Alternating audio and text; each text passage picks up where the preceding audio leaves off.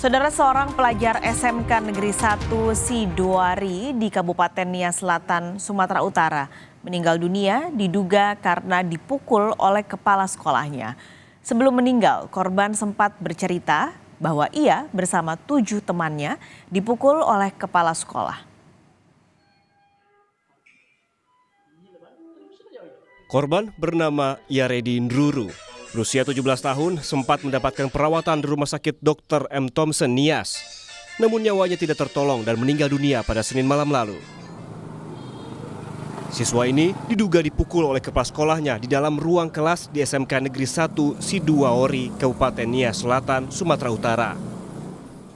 Dari keterangan orang tua korban, anaknya dibawa ke rumah sakit pada tanggal 13 April lalu dan sejak itu kondisi korban semakin kritis di ruang ICU Rumah Sakit Umum Dr. Thompson Nias di Gunung Sitoli. Menurut temannya, diketahui korban mengaku dirinya bersama 7 orang temannya diduga telah dipukul oleh kepala sekolahnya. Pada hari Selasa itu anak saya di Rosen di scan, habis itu hasil pemeriksaan di kepala anak saya itu ada saraf yang rusak atau yang tidak berfungsi lagi, sehingga itu mengakibatkan anak saya itu bisa tidak sadar dan bisa jika dia berbicara sehingga tidak jelas gitu. Awalnya dipukul pakai tangan, Pak. Berapa kali? Menurut pengakuan sampai 5 kali. Ya, setelah meninggal kami membawa ke rumah duka. Warga korban telah mendatangi Polres Nias Selatan dan membuat laporan polisi. Karena tak sedikit pun diduga pelaku menunjukkan rasa empati kepada korban. Pihak polisi juga telah mendatangi pihak keluarga untuk meminta keterangan. Tim Liputan, Kompas TV.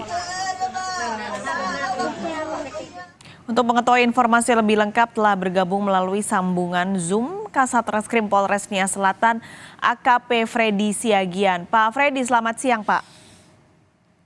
Selamat siang, Bu. Pak Freddy, boleh diceritakan Pak, ini kronologi kejadian yang disampaikan keluarga korban seperti apa? Siap, Bu. Mohon izin. Jadi bahwa pada tanggal 23, tepatnya hari Sabtu, 23 Maret 2024, bersama 7 orang siswa dipanggil oleh kepala sekolah atas laporan dari sekretaris kecamatan yang di mana tempat itu tempat mereka berpraktek sekolah. Ketika di kantor kecamatan mungkin ada perintah yang tidak diindahkan oleh siswa tersebut, sehingga pada hari Sabtunya oleh kepala sekolah mereka dikumpulkan di sekolah. Kemudian mungkin diberikan semacam pembinaan dengan cara memukul-mukul kepala ke seluruh 7 orang siswa tersebut, termasuk korban mendapatkan pukulan sebanyak 5 kali. Setelah itu, pada hari Seninnya dan Selasa, korban masih sekolah. Namun pada hari Rabu sampai dengan tanggal 9 April, korban tidak tahu kabar apa sakit apa tidak. Jadi tanggal 9 mereka membawa korban ke Rumah Sakit Thompson, Gunung Sitoli untuk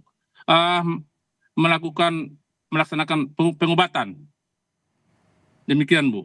Oke, ini kan sudah dilaporkan oleh keluarga ya Pak. Dari yang sudah dilaporkan, apakah salah satunya ada barang bukti atau indikasi dari dokter bahwa ketika 9 April masuk rumah sakit ini memang akibat dari pukulan yang diduga dilakukan kepala sekolah pada tanggal 23 Maret itu, Pak? Siap, Bu. Jadi sampai saat ini kami belum mendapatkan hasil visum daripada dokter. Mungkin rencana hari ini. Dan sekalian juga hari ini kami akan melaksanakan otopsi, Bu, di Rumah Sakit Thompson Gunung Sitoli. Semua dilakukan hari ini berarti, Pak?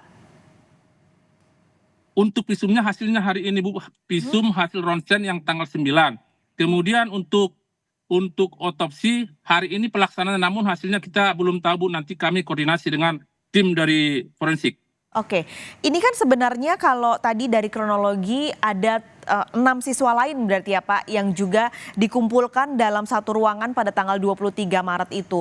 Apakah 6 siswa lain selain korban satu meninggal dunia ini juga melapor ke polisi? Baik, jadi dari hasil wawancara kami sampai sekarang ke-6 korban tersebut di luar korban yang meninggal tidak ada membuat laporan di kantor polisi dan mereka mengatakan tidak ada merasakan sakit sampai sekarang. Oke, ini apakah polisi juga tadi selain hari ini menunggu visum dan juga akan melakukan otopsi, akan memanggil saksi-saksi, Pak? Baik, kami sudah memeriksa sebanyak 8 orang saksi termasuk siswa yang dipukul bersama korban. Oke, yang lain Pak selain siswa siapa lagi yang sudah dipanggil? Yang kami panggil mungkin hari ini akan melakukan pemeriksaan terhadap terduga pelaku. Kepala sekolah berarti? Siap. Oke. Namun dalam hal ini belum di BAP namun wawancara. Baru dipanggil untuk pemeriksaan, belum BAP, dan baru hari ini berarti ya Pak untuk pemeriksaan kepala sekolah. Selain siswa, adakah saksi lain Pak yang juga sudah dipanggil oleh polisi? Yang kami panggil masih dari pihak keluarga dan pihak guru yang pada saat itu memang ada saat di tempat kejadian. Oke, apa berarti dari siswa, 6 siswa sudah dipanggil, keluarga juga sudah, dan rencananya hari ini kepala sekolah akan dipanggil. Berarti apa lagi Pak dari polisi yang rencananya akan dilakukan setelah ini? Selain tadi Pak Freddy sudah mention soal otopsi dan juga pemanggilan kepala sekolah. Baik, jadi nanti kita menunggu hasil pertama visum kita belum dapat sampai sekarang, kemudian otopsi, dari setelah itu kita akan menggelarkan perkara ini untuk memenuhi alat bukti untuk meningkatkan dapat tidaknya ke penyidikan. Demikian. Kalau gelar perkaranya kapan Pak? Mungkin setelah kami mendapatkan hasilnya, Bu. Hasil dari otopsi dan juga pemeriksaan saksi berarti Pak? Siap. Oke, kalau barang bukti Pak, adakah yang juga diberikan mungkin oleh pihak keluarga kepada polisi saat melapor masalah ini? Sampai saat ini tidak ada kita dapatkan barang bukti karena mungkin ya dari mulai kejadian 3 minggu setelah itu baru dilaporkan. Ini juga tidak ada CCTV ya Pak di ruangan SMK tersebut? Tidak ada, Bu.